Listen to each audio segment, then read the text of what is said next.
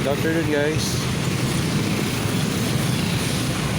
Thank you again for watching. So we're here in Masinag, Pagaslan tayo, and we're on our way to solo ride mission in Marilake.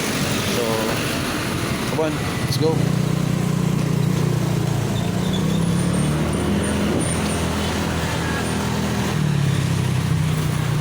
So this is Sumulong Highway.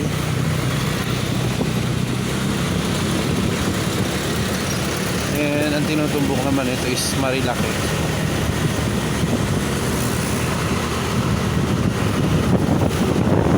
Let's go.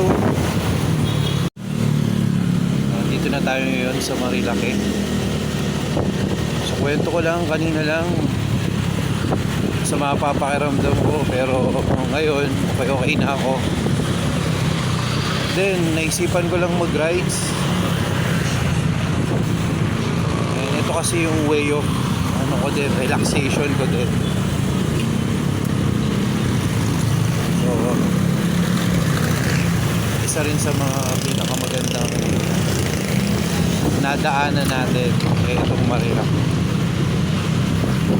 Kaya kahit ulit-ulit hindi ka mapapagod na bumiyahe dito.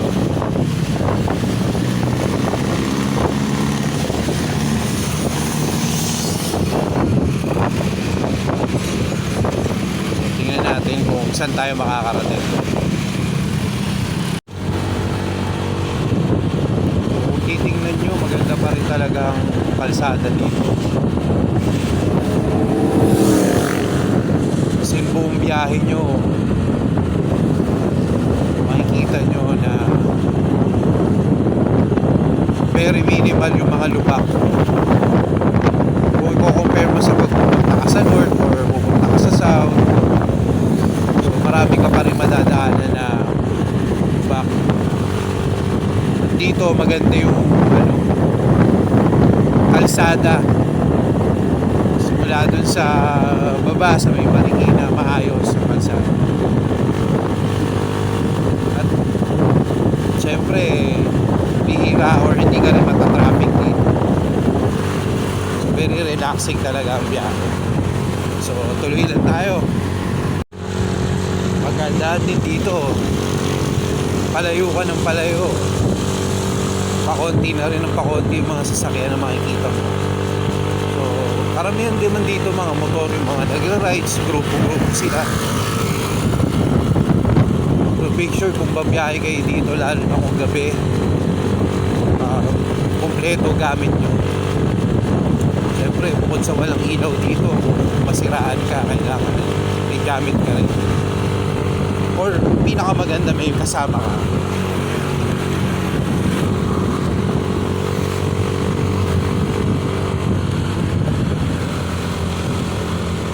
Pagdating dito medyo layo-layo na rin yung mga bahay. Meron din kung gusto mong kumain, pero marami na rin dito. Marami ng mga business establishments dito. Yung mga kainan, marami na rin. May part na kakasama sila. Yung iba layo-layo. So pag nandito ka sa medyo malayo ka na, layo-layo na yung mga kainan.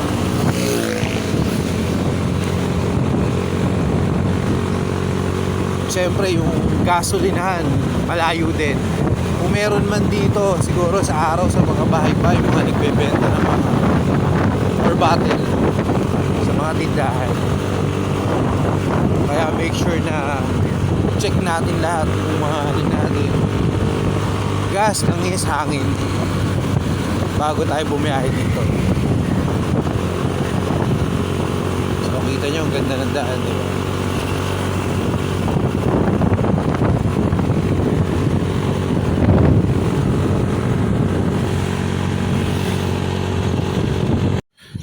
So dito tayo ngayon, first stop sa Tanay pa rin, Cafe Catarina. So ganda ng view dito. So second time ko na dito, pero naisipan ko lang din dumaan and Siguro pwede tayong mag-coffee. So, let's go.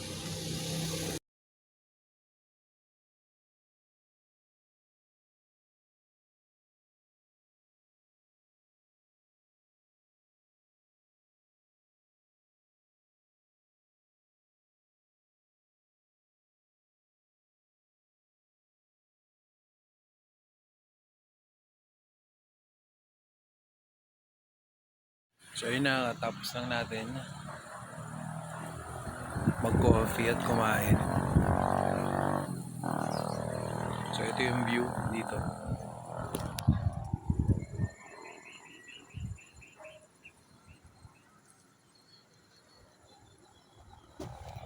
So, tingnan natin kung saan pa tayo makakarating. Let's go!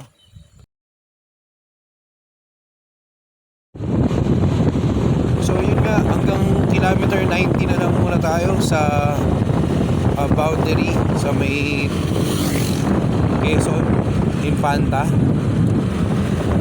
So, marami pang gagawin sa bahay. Kailangan muna natin uwi. Pero, yun.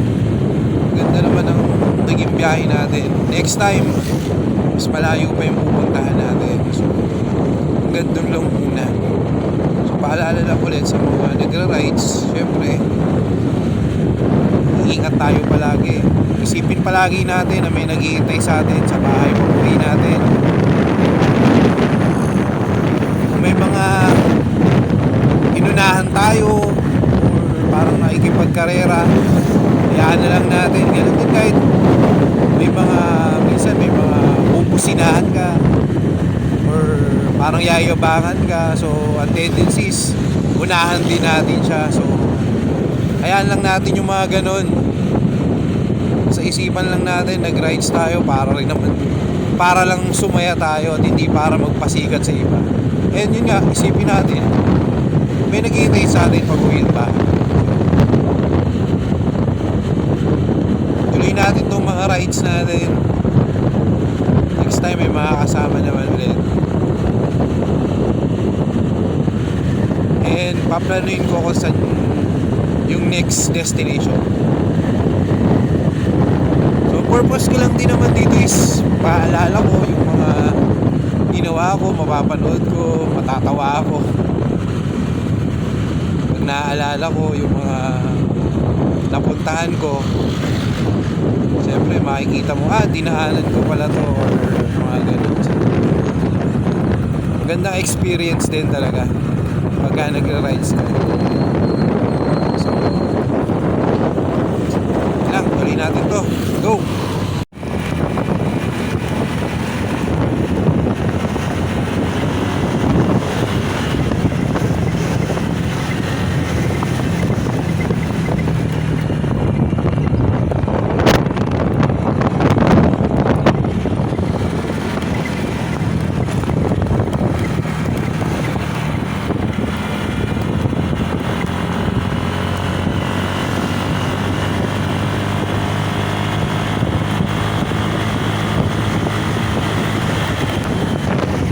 Nandito na tayo sa Kogyo Park. Gusto ko rin ipakita tong mga kalsada rito sa Marilaki. May mga ganito kalalaking mga kalsada. Parang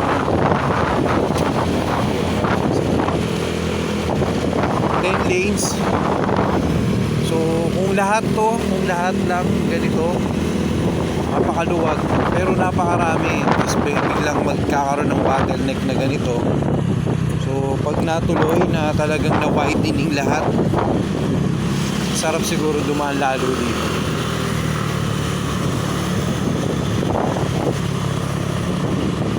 Estimate ko naman yon 2 hours. So lumampas lang ng konti dahil sa mga stopover. Pero balikan na yun papuntang Tanay, dire-diretso 1 hour lang higit. Depende sa Tanay, Sampaloc, o sa boundary medyo malayo na. Siguro mga 1.5 hours pro Marikina. So yun, nakuha naman natin siya ng sa estimated time natin.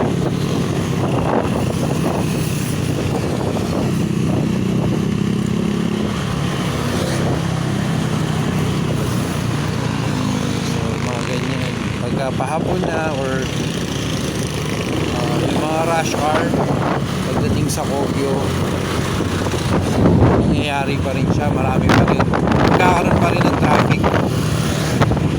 So konting ingat. Dito na tayo sa Marikina. So full tank tayo kanina and hindi man lang bumaba yung gasolina natin gauge kahit isa. Pero hindi si Ryan talagang matipid lang itong Honda Click.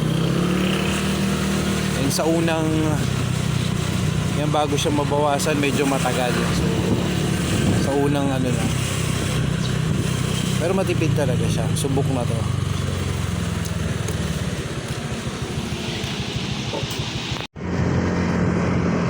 Susunod na lang natin ulit na rides.